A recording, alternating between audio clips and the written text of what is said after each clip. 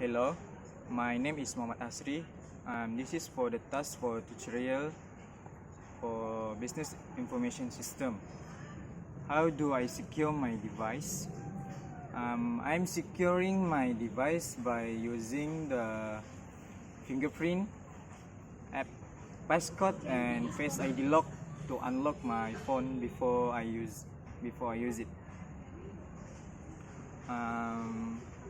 Also, my device also has the Google Play Protect to protect my devices from the suspicious apps and also my device can protect itself from malware or viruses from websites and any other places.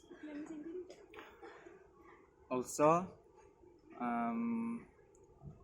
my phone also has the app encryption, which allow me to encrypt my private files and also encrypt my apps that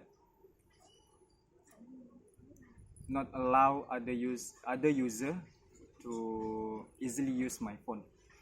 Secondly, my phone also has the SIM card lock settings.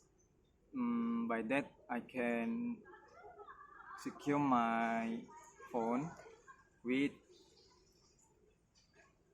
a passcode before I put my SIM card in my phone. Okay, that's all. Thank you.